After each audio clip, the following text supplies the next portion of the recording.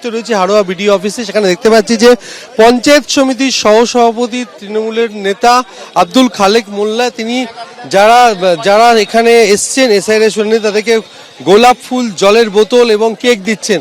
আজকে শুনানির শেষ দিনে কেক, জলের বোতল এগুলো দেওয়া হচ্ছে কেন? দেখুন, আমরা হাড়োয়া পঞ্চায়েত সমিতিতে 51,000 আমাদের হিয়ারিং ছিল। আজকে আমাদের লাস্ট দিন। আমরা প্রতিদিন জলছত্র খুলে সেখানে চা, বিস্কিট, কেকের ব্যবস্থা করেছি। বিশেষ করে আজকে আমাদের লাস্ট।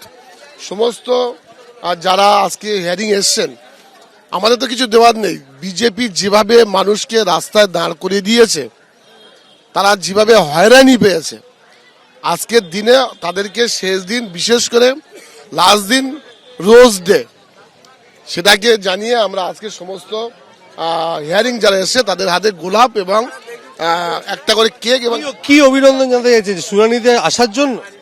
তারা এই যে হয়রানি হচ্ছে সেটা, দেখুন, মানুষকে যেভাবে বিজেপি হয়রানি করেছে, অন্তত বাংলার মুখ্যমন্ত্রী মমতা বন্দ্যোপাধ্যায় এই বাংলার মানুষের জন্য তিনি সুপ্রিম কোর্টে উঠে যেভাবে আমাদের হয়ে সওয়াল করেছেন, আর আমাদের সর্বভারত সাধারণ সম্পাদক অভিষেক বন্দ্যোপাধ্যায় মানুষের কথা ভেবেছেন, এবং সেই সকল মানুষরা যেভাবে আমাদের বিডিও অফিস সুন্দরভাবে সহযোগিতা করেছেন, আমরা পার্টির পক্ষ থেকে, আমি হাড়োয়া এবং মিনাকা বিধানসভা কোঅর্ডিনেটর হিসেবে আমি সকলকে গোলাপ, একটা করে কেক এবং জলের বোতল তাদেরকে দিচ্ছি।